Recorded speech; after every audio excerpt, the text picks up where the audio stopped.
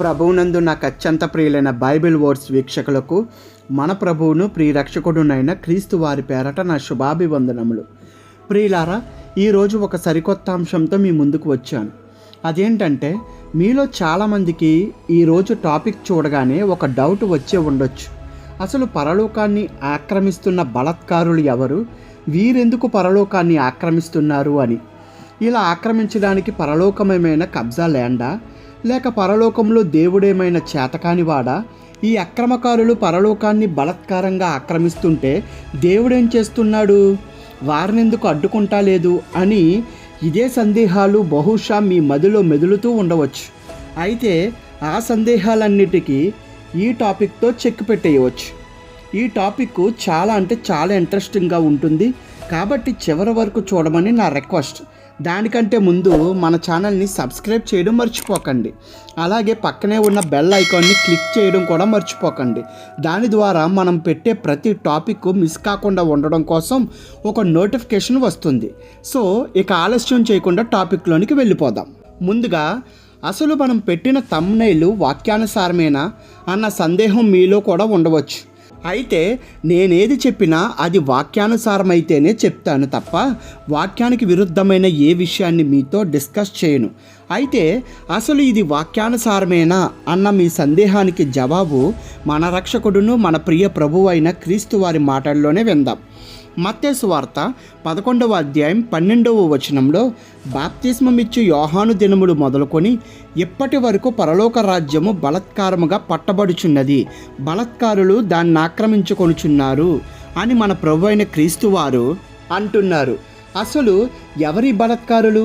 ఎందుకు పరలోకాన్ని ఆక్రమించుకుంటున్నారు? అలా వారు ఆక్రమించుకుంటుంటే దేవుడేం చేస్తున్నాడు? ఎందుకు చూస్తూ ఊరుకుంటున్నాడు? వారిని ఎందుకు అడ్డుకుంటా లేదు అన్న మన సందేహాలన్నిటికీ సమాధానం కావాలంటే అసలు బలాత్కారులు ఎలా ఉంటారు, వారి బిహేవియర్ ఎలా ఉంటుందో మనకు తెలియాలి. అలా తెలియాలంటే మనం లూకా సువార్త 10వ అధ్యాయం 30వ వచనం నుండి చూస్తే, అందుకు యేసు ఇట్లనెను, ఒక మనుష్యుడు యెరూషలేము నుండి యెరికో పట్టణమునకు దిగి వెళ్ళుచు దొంగల చేతిలో చిక్కెను. వారు అతన్ని బట్టలు దోచుకొని అతన్ని కొట్టి కొరప్రాణంతో విడిచి. ఇప్పుడు ఈ సందర్భం ఎందుకు చూపించానంటే, ఇది క్రీస్తు వారు చెప్పిన ఉపమానంలో ఒక్కటైన మంచి సమరయుని ఉపమానం. ఇందులో మనం తెలుసుకోవలసిన విషయం ఏమిటంటే, ఒక దొంగ యెరూషలేము నుండి యెరికో పట్టణానికి వెళ్తున్న ఒక అతన్ని కొట్టి అతని దగ్గరున్న బట్టలు దోచుకున్నాడు. ఇందులో ఈ దొంగలు ప్రేమతో అతని బట్టలు అడిగారా, లేక బలాత్కారంతో దోచుకున్నారా అంటే బలాత్కారంతోనే దోచుకున్నారు. ఇందులో ఎటువంటి సందేహం లేదు. అయితే ఇంతకు పరలోకాన్ని బలాత్కారంతో ఎవరు ఆక్రమించుకుంటున్నారు, ఎలా ఆక్రమించుకుంటున్నారో చెప్పకుండా ఇదంతా మాకెందుకు చెప్తున్నారు అంటారా? అది తెలియాలంటే ముందు బలాత్కారులు ఎలా ఉంటారో మీకు ఒక చిన్న ఎగ్జాంపుల్ చెప్పాను. ఇప్పుడు అసలైన బలాత్కారుల దగ్గరకు వస్తున్నాను. అలా పరలోకాన్ని ఆక్రమించిన ఒక ఇద్దరు బలాత్కారుల గురించి ఇప్పుడు మనం తెలుసుకుని టాపిక్ ముగించుకోవచ్చు.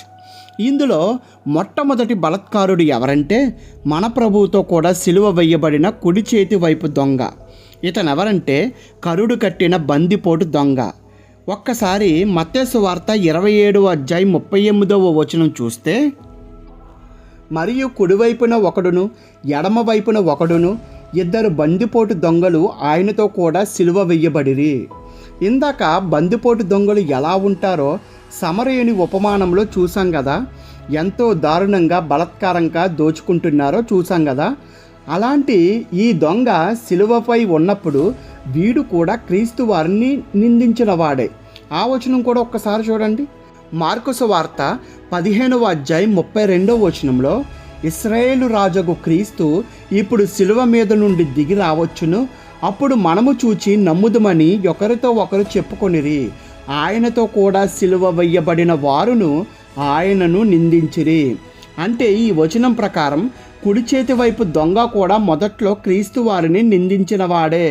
కానీ సడన్గా వాళ్ళలో మార్పు మొదలై క్రీస్తు ప్రేమను రుచి చూడడం మొదలుపెట్టాడు. ఇలా మార్పు వచ్చిన అతను మాట్లాడుతున్న ఒక మాట చూడండి. లూకా సువార్త 23వ అధ్యాయము 39 నుంచి 40 వచనాలను పరిశీలిస్తే, వ్రేలాడవేయబడిన ఆ నేరస్తుల్లో ఒకడు ఆయనను దూషించుచు, నీవు క్రీస్తువు కదా, నిన్ను నీవు రక్షించుకొనుము, మమ్మను కూడా రక్షించుమని చెప్పాను.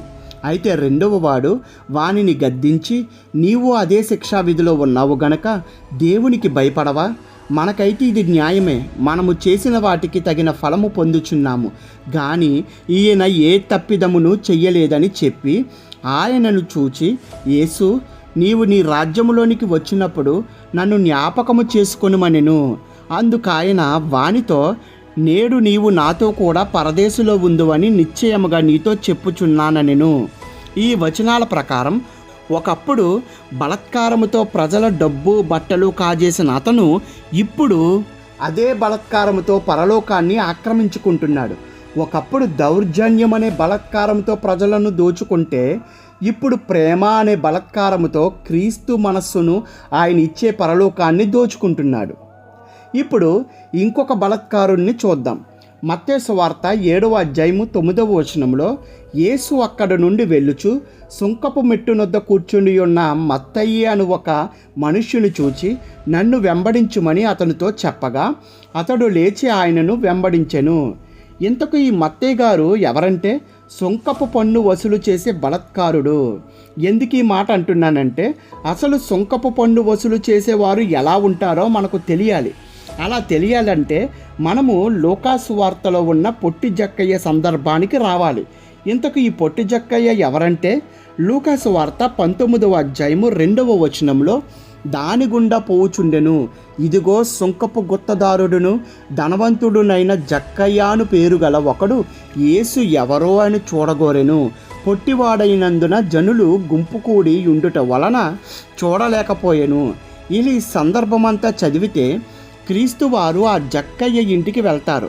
తర్వాత జక్కయ్య క్రీస్తు వారితో మాట్లాడుతున్న సందర్భాన్ని కూడా ఒక్కసారి చూడండి. లూకాసు వార్త 19వ అధ్యాయం 8వ వచనంలో, జక్కయ్య నిలవబడి, ఇదిగో ప్రభువా, నా ఆస్తిలో సగము బీదలకు ఇచ్చుచున్నాను.